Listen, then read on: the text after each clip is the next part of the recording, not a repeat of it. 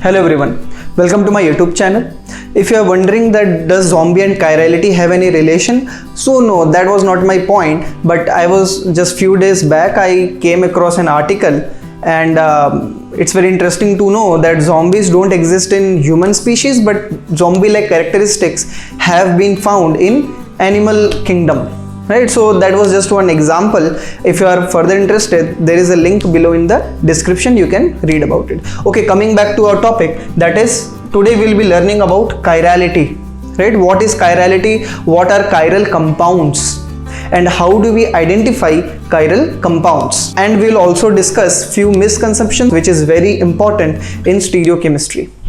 Okay, so without any delay, let's start our topic.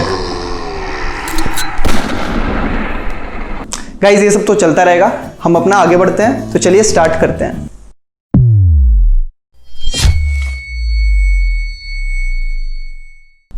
Alright, let's start. So this chirality or chiral compound, it has its origin in polarimeter experiment only. If you remember polarimeter experiment, so there we see that a compound can show two possibilities. Either it will show some activity with PPL, it can be clockwise or anti-clockwise, or it can show no activity with PPL, that is zero rotation. So what we call those compounds which show some activity, they are known as optically active compounds, and the other ones, those who show no activity, they are called as optically inactive compounds. Now this chiral compound is just another name for optically active compounds, and those are optically inactive, they are called as achiral compounds.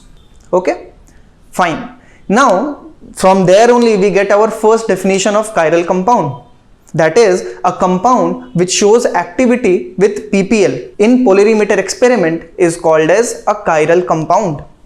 Right, now coming to second definition. Now you start thinking, if you remember, why does any compound show chiral activity? If you have seen my previous videos, that is introduction to optical isomerism, you will know that a compound whose mirror image does not superimpose on parent image, those compounds will show optical activity. That means the second definition for chiral compound, what can we say?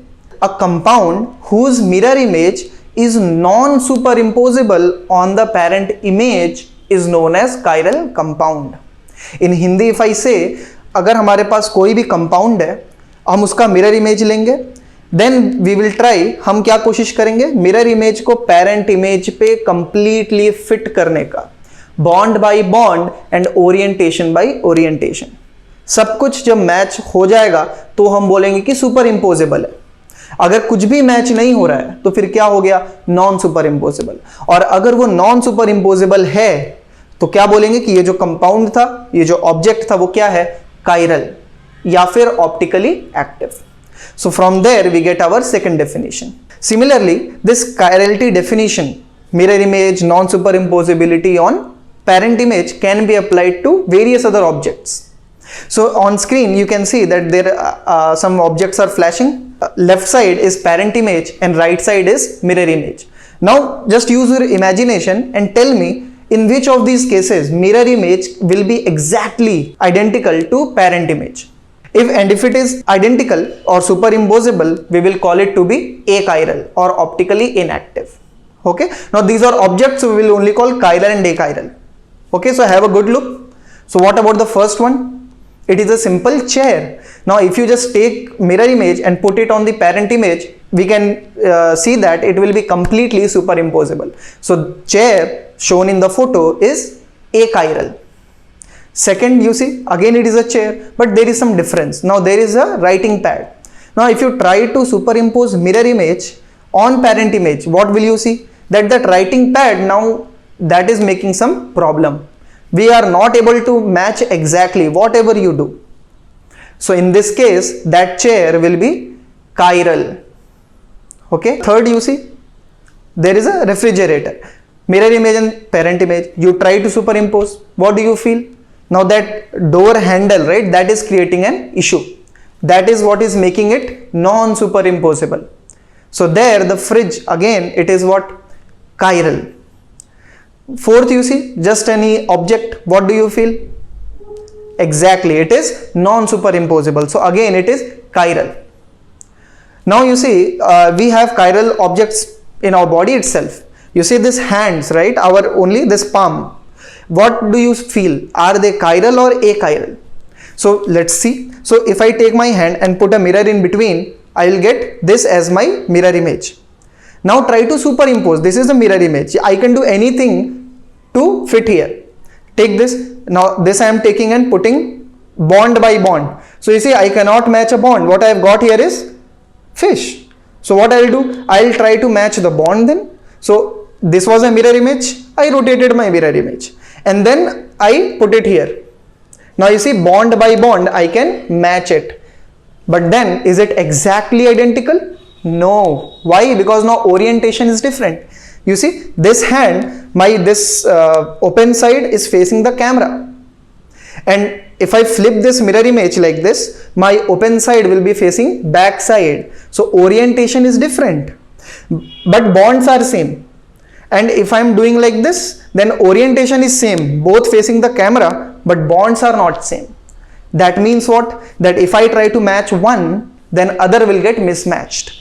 And therefore, this parent image and mirror image, they are not superimposable. And therefore, our palms, they are chiral. Okay, you can do it with any other object. Just take its mirror image, whatever you want to do, rotate by any means, vertically, horizontally, obliquely, anything you want. Just try to superimpose. If mirror image gets superimposed on the parent image, then it will be achiral, and if it is not, then it is chiral. Now take a look on the another image. Try to superimpose mirror image on parent image. Right now it starts feeling very tedious and very difficult to imagine all those things and match properly. Now we ask one question to ourselves: is there any easy method by which we can easily determine superimposability of mirror image on parent image? Is there any easy method to do this? So yes, now there is a good news. We have something called as symmetry elements. Okay, we will apply certain symmetry operations on the molecule. How to do? We'll just see. So we will do those symmetry operations where we will not be required to draw the mirror image. Only we will see the parent compound, do some operations on it, and then we will declare that it will be chiral or not. So that is a shortcut, those symmetry elements. Otherwise, the traditional method is you draw the mirror image, just superimpose, and then you can tell your answer. But always it's not so easy to do. Therefore, we have symmetry elements. Okay, so next we will see about symmetry elements. Okay, so now we know that symmetry elements are our shortcut trick for the superimposability of mirror image and parent image. So what are those? So let's see. Now in general, okay, in general we have 23 elements of symmetry.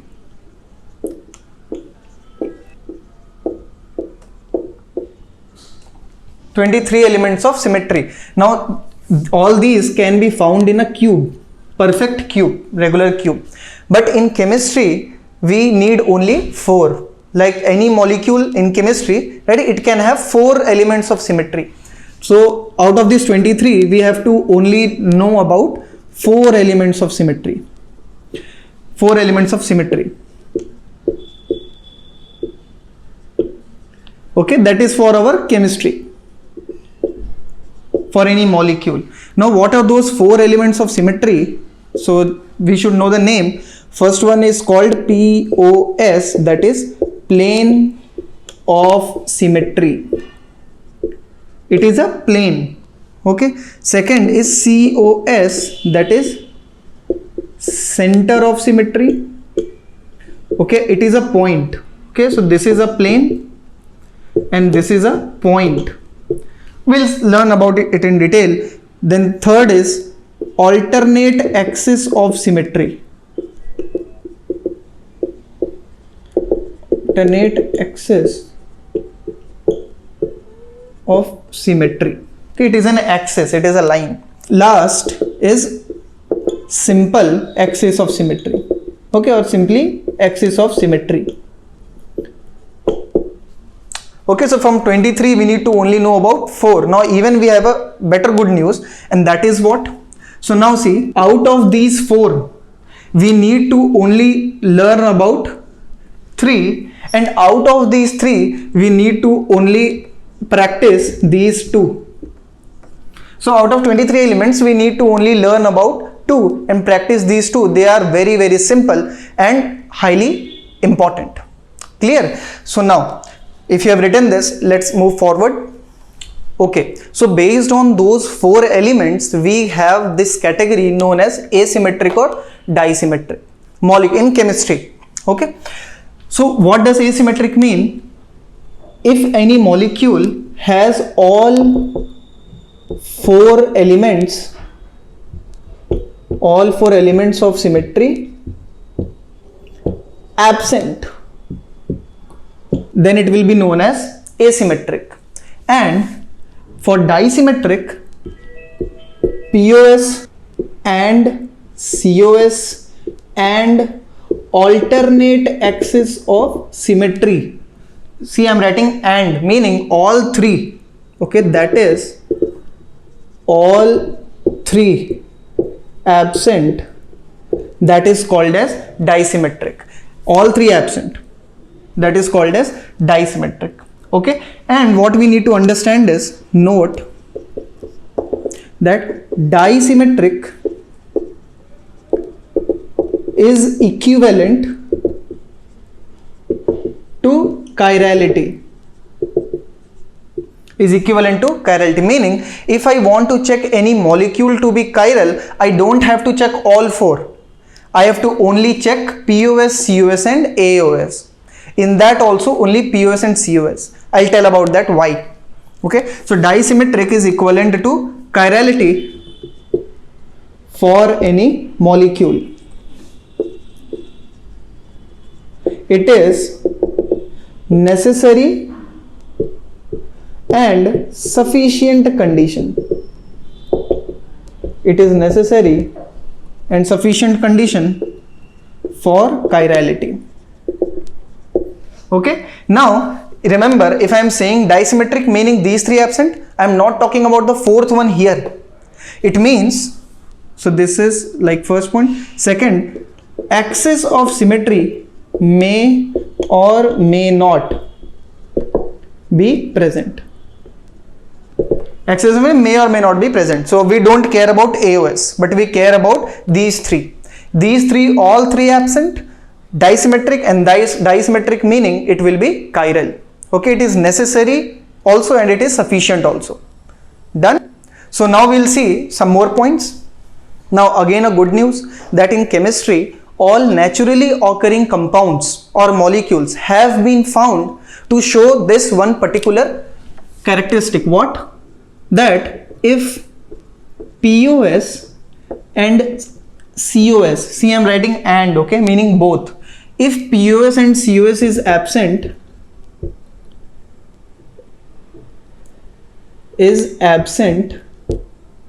then automatically AAOS is also absent. Meaning if we have to check for any compound's chirality, we don't have to check all 3. What I will do? I will check only these 2. If these 2 are absent, the third is automatically absent. And if all 3 are absent, then your compound becomes chiral. Understood? So I'll write it again. That is POS plus COS absent, compound will be chiral.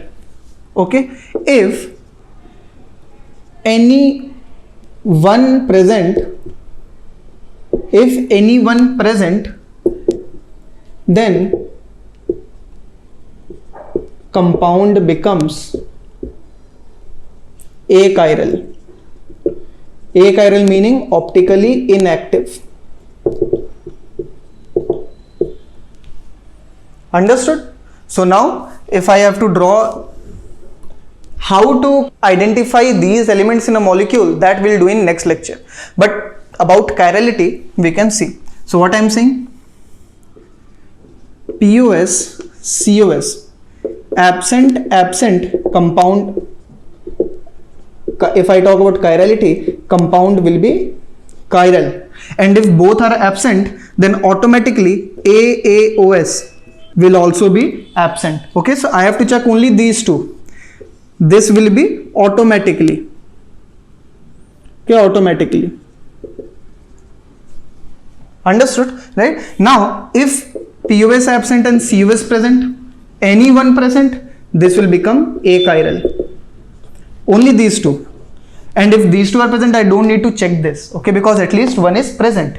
Or if this is present and this is absent, same, achiral. And achiral is same as optically inactive, and this is optically active. Okay, how to look these two? We will do in the next lecture. Okay, I don't know about them. I don't need to check that. So you tell me, if disymmetric compound is chiral, then what about asymmetric compound? That will also be chiral, right? Because asymmetric is the father of disymmetric. Are you getting the point? If you understood my point, then tell me these statements on the screen, are they true or false? Okay, do it. So what about the first statement? First statement says all asymmetrical objects are disymmetrical. So yes, right? Because asymmetrical, all 4 absent, D will have 3 absent. So definitely A asymmetrical can be disymmetrical. What is second statement? All disymmetrical are asymmetrical. Now that is wrong. That is false, because disymmetrical meaning only 3 absent. I don't know about 4th. Okay. So therefore I cannot say whether it is asymmetrical or not. What is the third statement? All asymmetrical objects are chiral. Yes, definitely, because they will also be disymmetrical. So they are chiral, and all chiral are what? Optically active. So therefore 4th is also true. What does the 5th say? That the sufficient condition for chirality is asymmetricity. Is that true? No, we don't. Sufficient means what? You have to, that is the least thing. But the least thing is not the absence of 4 elements. The least I want is only absence of 3 elements. Therefore it's false. Okay, sufficient condition is absence of 3. I don't require the 4th one to be absent or not. Okay, so therefore I hope you have now clear concept about chirality and how to use POS and COS, or what is there we will see in detail in the next video. Before signing off, let me clear one more misconception. Lot of students, what we feel is that a compound containing chiral carbon is a chiral compound. No. Okay, just remember, chiral compound and chiral carbon are 2 different things. Okay, there are many compounds which do not contain chiral carbon and still they are chiral. And on the other hand, we have lots of compounds which contain chiral carbon but still they are achiral or optically inactive. Okay, so the criteria for chirality is not chiral carbon, but it is the absence of these 3 elements. In these 3, only these 2 I have to check. That is the good thing. Okay, so do not confuse chiral carbon and chiral compound. Those are 2 different things. Okay, I hope I have cleared lot of your doubts, and if you like this video, please give it a like and share it with your friends, and don't forget to click on the subscribe button. Thank you, and we'll meet in the next video.